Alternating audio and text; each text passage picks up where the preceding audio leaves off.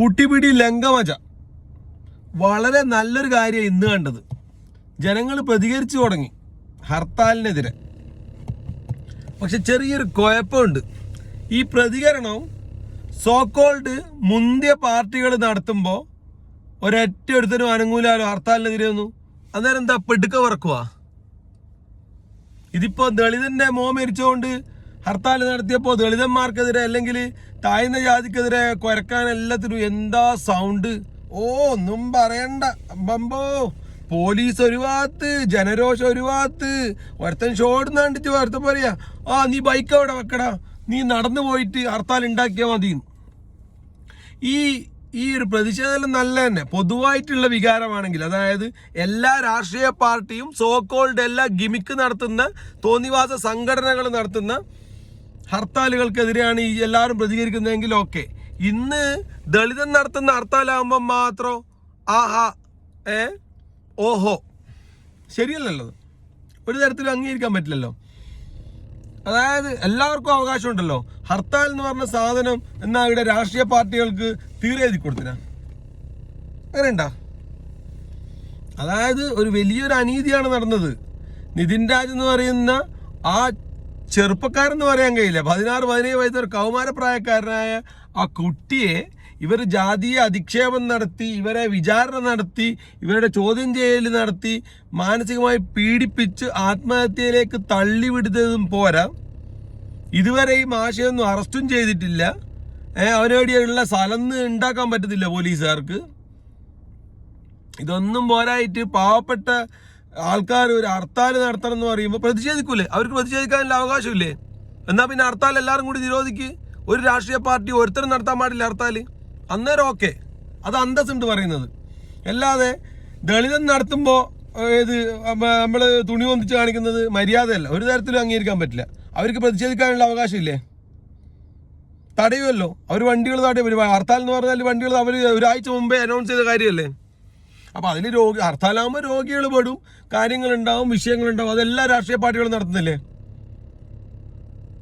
അപ്പോൾ അതായത് നമുക്ക് ആവശ്യമുള്ള, ഇപ്പോൾ നമുക്ക് പാല് കുടിക്കണം, അപ്പോൾ പാലിൻ്റെ വില കൂടി ഹർത്താൽ നടത്തണം. നമുക്ക് സുഖതന്ത്രമായിട്ട് യാത്ര ചെയ്യണം, ട്രെയിനിൻ്റെ വില കൂലി കൂടിക്കഴിഞ്ഞാൽ ഹർത്താൽ നടത്തണം. ഇപ്പോൾ നമ്മുടെ സൗകര്യങ്ങൾക്കും നമ്മുടെ ആവശ്യങ്ങൾക്കുമുള്ള ഹർത്താലിനെല്ലാം നമ്മൾ കൂട്ടു നിൽക്കുക. ഒരു പയ്യൻ മരിച്ചിട്ട് ഇതുവരെ അറസ്റ്റ് ചെയ്യാത്തതിനും അതിൽ നീതി കിട്ടാത്തതിനും ഹർത്താൽ നടത്തുമ്പോൾ നമ്മൾ ഭയങ്കര എതിർപ്പ് കാണിച്ചിട്ട് നമ്മൾ അതിനൊക്കെ എഗെയിൻസ്റ്റ് ആണ്. ഹർത്താലൊന്നും പാടില്ല ഇവിടെ. ഇതിനെയാണ് ഡബിൾ സ്റ്റാൻഡേർഡ്സ് എന്ന് പറയുന്നത്. എവിടെയാണ് പ്രോഗ്രസീവ് സൊസൈറ്റി പോയിരിക്കുന്നത്?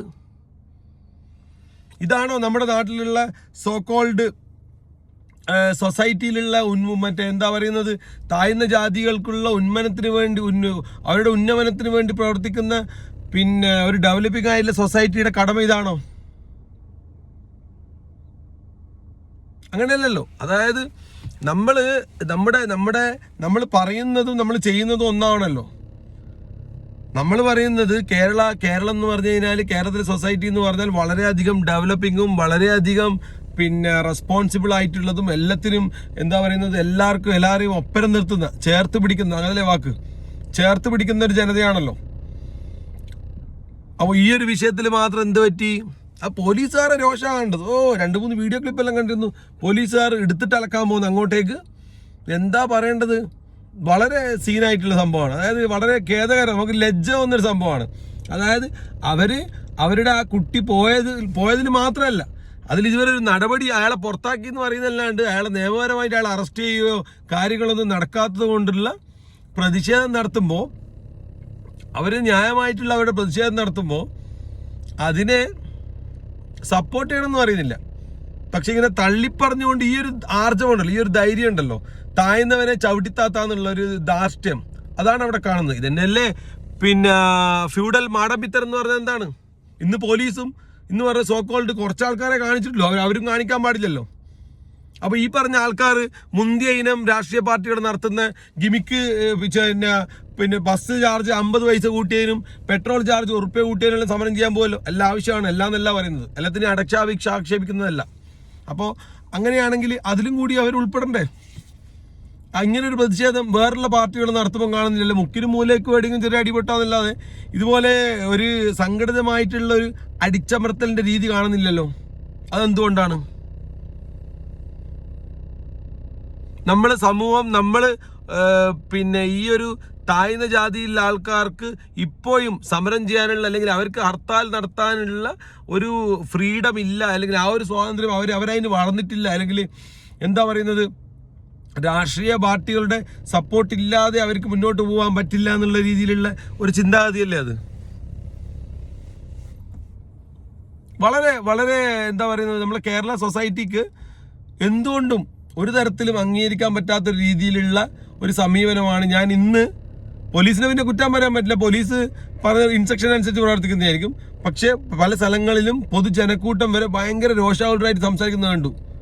നിങ്ങൾ അങ്ങനെ ചെയ്യാൻ പാടില്ല, നിങ്ങൾ ഇങ്ങനെ ചെയ്യാൻ പാടില്ല. ഞാൻ ഇതൊരു കൂട്ടം ദളിതർ നടത്തുന്നത് കൊണ്ടല്ലേ.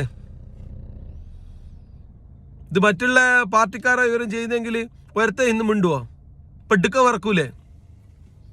അപ്പോൾ ഇത് നമ്മൾ ആദ്യം സൊസൈറ്റീൻ്റെ ഡബിൾ സ്റ്റാൻഡേർഡ്, രണ്ട് മുഖം ഒഴിവാക്കുക.